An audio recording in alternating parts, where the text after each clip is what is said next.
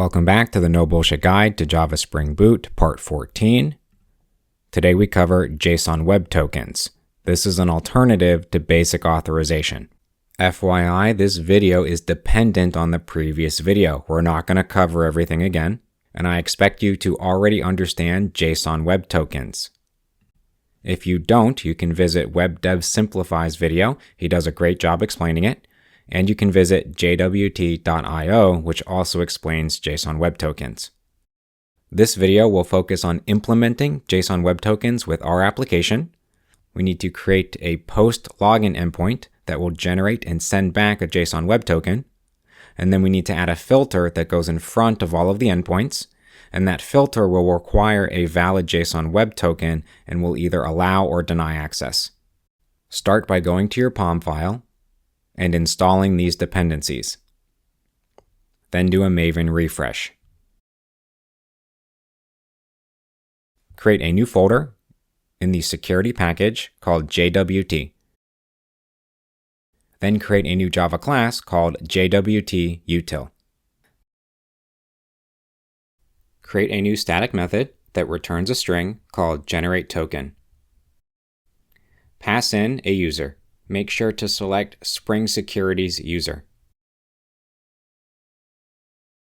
Return JWTs.builder.subject user.getUsername, expiration, new date, system.currentTime milliseconds, plus 300,000, this is 5 minutes,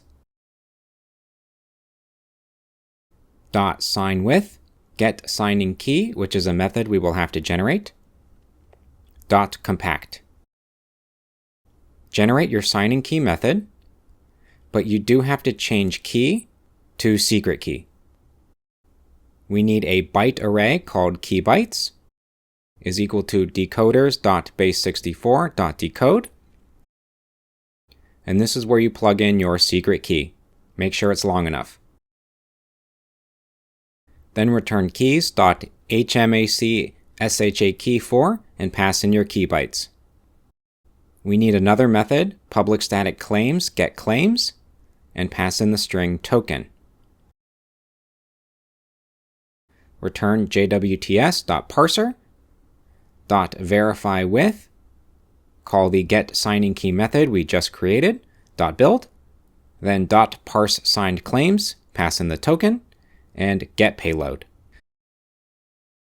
Create another method that returns a boolean is token valid, pass in the token, and return not is expired and pass in the token. Generate your method, and you can add more validation here. We're just going to do a single one is expired. Is expired will return get claims, pass in the token, get expiration, and then compare it to before new date. And that's all we need for JWT Util. Next up, create a new Java class called Login Controller, annotate it with @rest controller. We need an authentication manager, which we pass in using constructor injection. Expose a new endpoint, a post mapping /login, and it will return a response entity of type string. And pass in @requestBody, custom user, user. If you remember from the previous video, our custom user right now only has username and password, which is what we need in the body. Then call username password authentication token is equal to new username password authentication token, and pass in the user.getUsername and then the user.getPassword. This token is different than a JSON Web Token. Then, just like in the previous video, we call authentication is equal to manager.authenticate and pass in the token. And this is what will fault if the credentials are not valid. Then call security context holder.getContext and set the authentication and pass in the authentication. At this point, we're now ready to generate our JSON Web Token. So string JWT token is equal to JWT Util.generate token, the method we just created. And then we pass in authentication.getPrincipal, although we do have to cast it as a user. Then return responseentity.ok and pass in your JSON Web Token. There's one more thing we have to do. Go over to your security filter chain and add authorize.requestmatchers/login and then permit all. Start up your project and then go over to Postman. When I do a post request on the login endpoint and pass admin and 1 into the body, I then get back a valid JSON Web Token. That's all we have to do to generate the JSON Web Token. Now we have to authenticate it when a user tries to access an endpoint. Create a new Java class called JWT Authentication Filter, and it extends the once per request filter. Implement the method, and notice we have a request, a response, and a filter chain that we have access to in this method. So the authorization will come through the header, so string auth header is equal to request.getHeader, and we pass in authorization. For now, the string token will be equal to null, and then we'll do a check.